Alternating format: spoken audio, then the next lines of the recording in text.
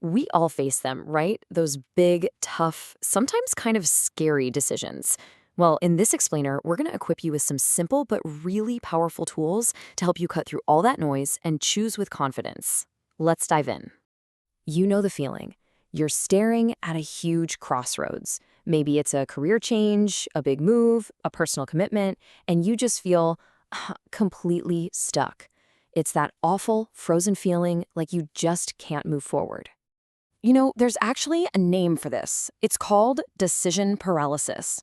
It's what happens when we get so tangled up in the what ifs and the endless overthinking that we just end up doing nothing at all. So, what's really going on inside our heads when this happens? Well, research points to 5 pretty common culprits.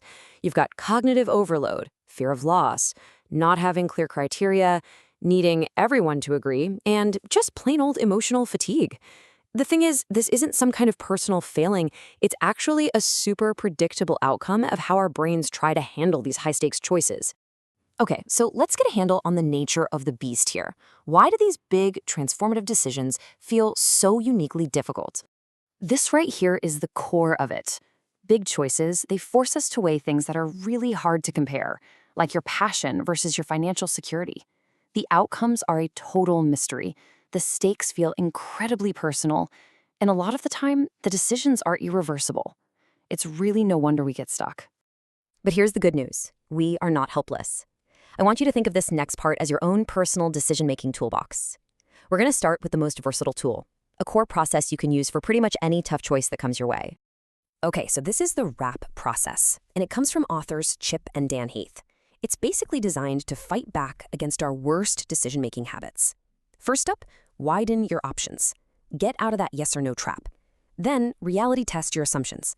Ask yourself, what if the opposite of what I believe is actually true? Next, attain some emotional distance. That old advice to sleep on it, it's got some real wisdom to it. And finally, and this is a big one, prepare to be wrong. Really think through the worst-case scenario. It sounds scary, I know, but it actually makes the risk feel so much more manageable. All right, so now that we have that foundational process locked in, let's add a couple of specialized gadgets to our toolbox. These are for those times when we really need to get some critical perspective. Our first gadget is, well, it's kind of like a mental time machine. It's a super simple technique to pull us out of the short-term emotional storm that so often clouds our judgment. It's called the 10-10-10 rule. You just ask yourself, how am I going to feel about this decision in 10 minutes? Okay, how about 10 months? And what about 10 years from now? It's amazing how this simple exercise can show you that your immediate feelings often don't line up with your long-term values. It just forces you into a much broader and frankly wiser perspective. Now, let's grab our second gadget, which we'll call the leader's compass. This is for those really tricky choices where it feels like different principles are all pointing in completely opposite directions. See, tough leadership decisions often force you to balance 3 really subjective things: your personal morals, your organization's ethics, and the responsibilities of your role. The real friction, the very reason these choices are so hard, is that these 3 forces are often pulling you in totally different directions. So understanding the difference here is absolutely crucial. Ethics, those are external. They're the rules of the game for your specific context, like your company or your industry. But morals, those are internal. That's your personal unchanging code of what's right and wrong. Just recognizing when a decision is pitting your morals against the ethics of your environment, that's the first step to navigating that conflict with real clarity. So we've got the tools, but tools are pretty useless without the right mindset. This last section is all about making that shift from just thinking about a decision to actually making one. This quote, it just gets right to the heart of a massive mental trap, the sunk cost fallacy. We've poured time or money or our ego into a certain path, and even when it's clearly not working, admitting we were wrong feels so much harder than just continuing.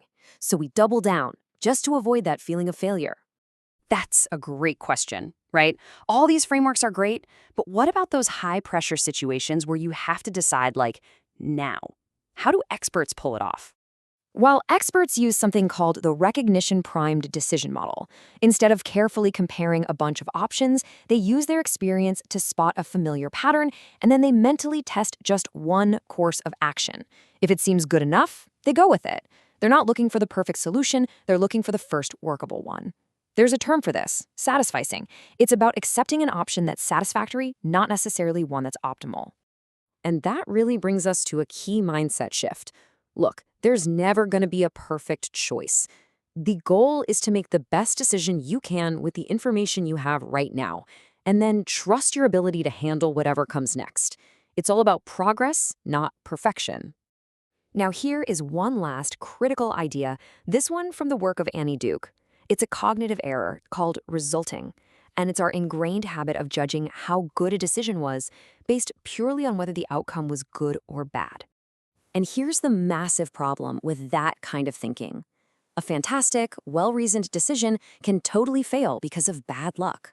And a terrible decision, it can succeed through pure dumb chance. So the key takeaway is this. You can't control the outcomes, but you can control your process. So I'll leave you with this question to think about.